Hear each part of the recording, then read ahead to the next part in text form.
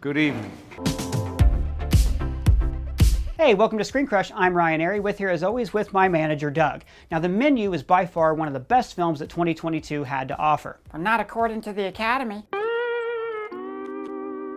Alright, so starring Lord Voldemort himself, Ray Fiennes, as Gordon Ramsay. As Chef Slowik. And the very talented Anya Taylor Joy, who you might recognize from projects like The Witch, Split, The Northman, and the phenomenal Netflix series The Queen's Gambit. And also New Mutants. You can't forget about New Mutants. Not for lack of trying. So we're going to break down the movie and its themes, share with you some culinary Easter eggs, references, and little things that you might have missed. And what the heck that final shot really means for the fate of Taylor Joy's Margot. So the film begins with a group of wealthy individuals making their way to a very exclusive restaurant. The restaurant resides on a private island miles from the city. Amongst this elite crowd we have actors, celebrities, big tech tycoons, and various other la-di-da people. And then there's Margot. She's there with Nicholas Holt's character Tyler. He's a big foodie. Oh my god. Hey, Nicholas Holt, his beast from X-Men. Now that is a mutant reference I can get behind. High five. Once the group arrives on the island, they meet Chef Slowik and his culinary team. Now, as soon as they set foot on the island, we're met with a very uncomfortable feeling of dread. Something just feels off. We, as the audience, feel very out of place, and that feeling stems from us seeing everything from the perspective of Margot, who we learn is not supposed to be there. Not even supposed to be here today. When the dinner begins, we're met with a series of dishes that are all more than meets the eye. Our first dish is lemon caviar served on raw oyster with mignonette. Now we hear Tyler mansplain to Margot that lemon is essential to give a dish its mouthfeel. Please don't say mouthfeel. Too late. Mouthfeel. Margot, however, finds the lemon to be a bit of an odd choice and prefers the oysters on their own. Now this is yet another example of Margot being a normal person with a normal palate. She's not looking for anything weird and extravagant for the sake of being weird and extravagant. Now we think that the oysters are meant to represent the ocean they traveled on to get to the island. And the lemon, a sour fruit, is meant to represent the group of elites and how their presence has disgraced both the sea and the island. Next we have the amuse-bouche. Now come to the end of the film and you may think back on how the appearance of this dish was foreshadowing the gruesome end for all the guests, but more on that in a bit. Now these were just the appetizers, so we move on to our first course, the island. Of course, by the name we automatically know this is referencing the island in which these events take place. The dish is made entirely from nature of the island. The scallops, the plant life, and even seawater are present. The chef then makes a point to mention that the ingredients this dish was made from are eternal in the eyes of man. He talks about the timeless nature of nature, and how man is merely a passerby, not only a visitor on the island, but a visitor in life itself. This is again foreshadowing the lethal end that's to come, and mocking the level of seriousness these elites ascribe to themselves.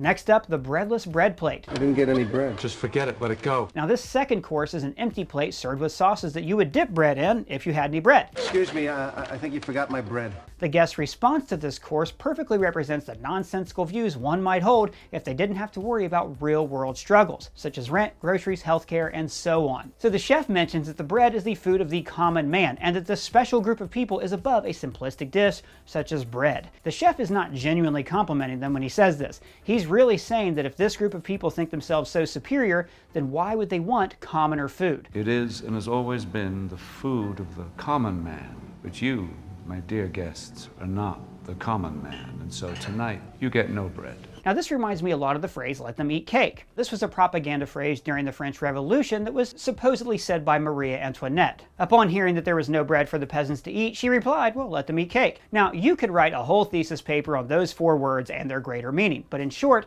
the phrase is used to depict the disregard and purposeful ignorance of those at the top for those struggling to survive, those who live in the shadows of the wealthy elite and their massive egos. So this could be the chef's way of turning the table on the phrase entirely. They say, let them eat cake, when in reality they're in need of decent nutrition, housing, and overall quality of life. So we, the commoners who eat bread, will say back to them, no bread for you. Nothing for you! Next we have chicken tacos with scissors. This third course features a chicken thigh with, you guessed it, a pair of scissors stabbed into it. Now there's no speculation needed for this dish because Chef explains in detail what inspired him to make it. When I was 7 years old, one Tuesday, my father came home quite drunk. My mother grew angry and screamed at him, at which point he proceeded to wrap a telephone cord around her neck and pull it tight. To make him stop, I finally had to stab him in the thigh with kitchen scissors. Well, I suppose I should have stabbed him in the throat that evening. But that's not all. The tortillas for these tacos have pictures burnt onto them. The images on the tortillas have been made using a laser engraving machine. We hope this taco night evokes strong memories for us all. There are restaurants that I reviewed that all closed. Tyler, is that you? The hell are these? These are tortillas, which contain EcoBright's tax records and other documents showing how your company has created invoices with fake charges. This is you. Who is that woman? And that brings us to our fourth course, the mess. This is where the film takes its horror turn.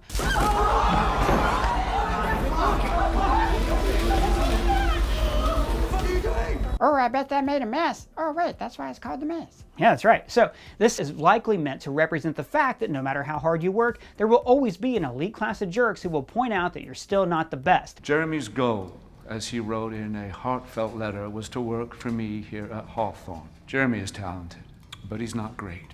It also illustrates how people will work themselves to death, and in this case, literal death, to accomplish what they think society expects from them, only to be met by an upper level of society who treats you like you're nothing. He aspires to greatness, but he'll never achieve it.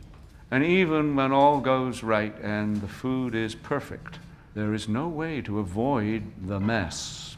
The mess you make of your life, of your body, of your sanity. We see the cook's body taken away, and then the guests are served vegetables, meat, and bone marrow. This could be implying that the meals of the night are cannibalistic. May I see your credentials? And then we have the palate cleanser, wild bergamot and clover tea. In this scene, we get to hear Chef explain his disdain for each of the guests. And I've been fooled in trying to satisfy people who can never be satisfied.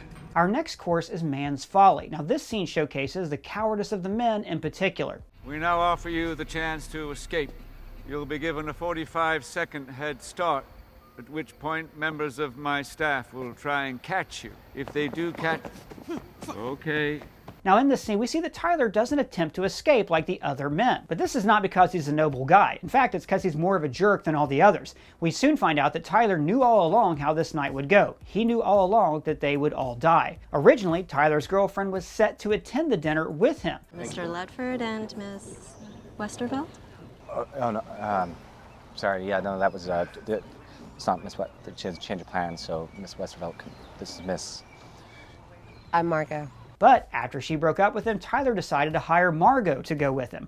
Margot, who was revealed to be an escort who has been hired by another dinner guest, Richard, in the past. Now that reveal explains this scene when they're boarding the boat at the start of the film, as well as this scene during the taco dish. Chef had approved of Tyler's original date because she met his standards of an elitist snob who deserved punishment, someone who in Chef's eyes deserved to die. But when Margot arrived instead of Tyler's original date, this threw a wrench into Chef's whole plan. Chef could immediately tell that Margot did not belong there, not because of anything to do with her outer appearance, but because of how she carried herself. He recognized a fellow service worker. He recognized her as someone who had faced the same struggles that he had, someone who hadn't been handed everything on a silver platter. There's an amazing scene where we get to see Chef grill Tyler on the fact that he knowingly brought Margot there to die. You told me it'd be the greatest menu ever created. Right, and? That everyone would die. Everyone would die.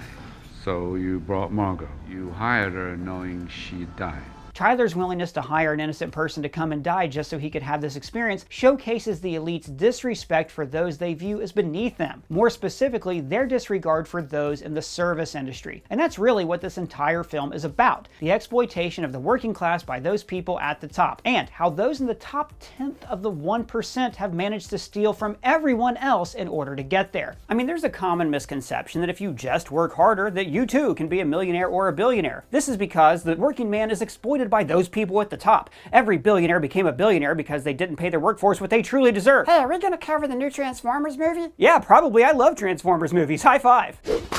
What was his name? What an idiot. This exploitation is showcased through both Chef Slowik and through Margot. The chef was happiest when he was a burger flipper at a fast food joint. No, he didn't have much money, but he had joy. And as he climbed higher on the ladder, becoming what he'd always hoped to be, a professional and a world-renowned chef, he realized that he was leaving all the decent people behind. As a gourmet chef, he now was surrounded by only wealthy elite customers. Customers who were rude and dismissive, customers who, despite having everything, still complained about well, everything. So despite Chef having risen to this elite status, he was still viewed by his elite peers as a mere server, still someone they could look down on. Chef realized that he was being exploited by not only the owner of the restaurant, but by his customers as well. The same goes for Margot. I mean, she as an escort may go to fancy dinners and lavish soirees, but she's still viewed by her date as nothing but a hired hand, a piece of meat, a servant. Hey, speaking of a piece of meat, talk about that cheeseburger. Right, the cheeseburger. At the end of the film, we see Margot tap into the heart of Chef Slowik. When snooping around in Slowik's private residence, Margot sees this picture of Chef Slowik. She sees that this is when Chef was truly happy, and that now he is merely a shell of the aspirational, joy-filled cook that he once was. Once Margot orders a cheeseburger, she reaches him at a level that his conscious mind has not visited in a long time. Watching Chef get to experience the joy of cooking one last time, the joy that had been drained from him all those years ago, it was truly moving.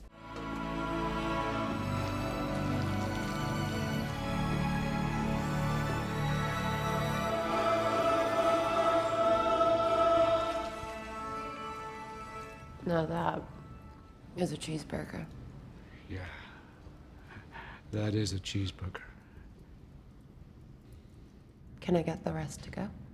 One moment, please. Now, when Chef lets Margot leave, we see her escape on a boat back to the mainland. We then see that despite Chef's moment of grace when cooking the cheeseburger, he still has every intention of completing his dinner. And that brings us to our final course, The s'more.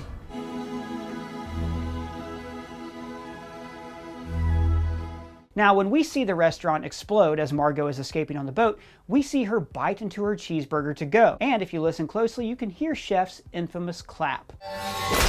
Some have theorized this to mean that Chef may have poisoned the burger, or that the meat is actually human meat from the cook earlier in the film. And while those are interesting theories, I personally didn't take it that way. I think that as the film progressed, Chef developed a mutual respect for Margot. It's clear that he was very put off by the idea of killing her to begin with. Her very presence puzzled Chef for the entirety of the film, and that's because she wasn't supposed to be there. And like Chef, she knows what it's like to struggle. She knows what it's like to hurt. This is actually similar to another Anya Taylor Joy movie, Split. The Beast decides to let her go after seeing her scars. You are different from the rest. The broken are the more evolved. So those are our thoughts on the menu and the message that it conveyed, but we want to hear from you guys. What did you think? Let us know in the comments below or at me on Twitter. And if it's your first time here, please subscribe, smash that bell for alerts. For Screen Crush, I'm Ryan Airy.